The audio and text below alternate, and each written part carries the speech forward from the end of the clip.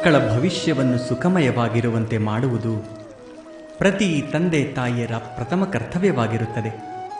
ನೀವು ಯಾರನ್ನು ಈ ಭೂಮಿಯ ಮೇಲೆ ತಂದಿರೋ ಹಾಗೂ ಯಾರ ಕರ್ಮದಿಂದ ಈ ಜಗತ್ತು ನಿಮ್ಮನ್ನು ಗುರುತಿಸುವುದೋ ಅವರ ಭವಿಷ್ಯದ ಸುಖದ ಜಾತ್ರೆ ಮಹತ್ವವಾದ ಕೆಲಸ.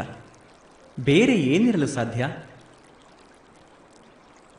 ಆದರೆ ಸುಖ ಮತ್ತು ಸುರಕ್ಷತೆ ಇವುಗಳು ಮನುಷ್ಯನ ಕರ್ಮದಿಂದ ಪ್ರಾಪ್ತವಾಗುವುದಲ್ಲವೇ?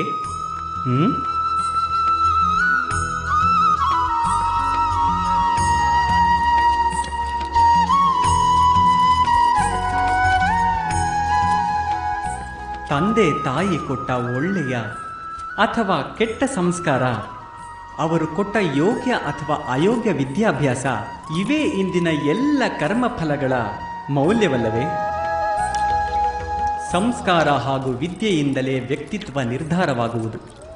ಅರ್ಥಾತ್ ತಂದೆ ತಾಯಿ ಮಕ್ಕಳ ಭವಿಷ್ಯವನ್ನು ಹೇಗೆ ಸೃಷ್ಟಿಸುತ್ತಾರೋ ಹಾಗೆ ಆಗುತ್ತದೆ ಅವರ ಭವಿಷ್ಯ.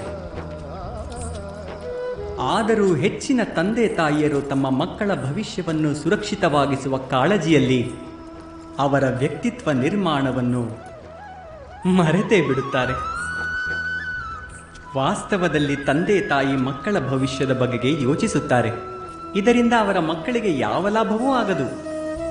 ಆದರೆ ಯಾವ ತಂದೆ ತಾಯಿ ಮಕ್ಕಳ ಭವಿಷ್ಯವನ್ನಲ್ಲ, ವ್ಯಕ್ತಿತ್ವದ ನಿರ್ಮಾಣ ಮಾಡುವರೋ ಅಂಥ ಮಕ್ಕಳ ಆದರವನ್ನು ಇಡೀ ಪ್ರಪಂಚವೇ ಮಾಡುತ್ತದೆ. ನೀವೇ ಯೋಚಿಸಿ ನೋಡಿ.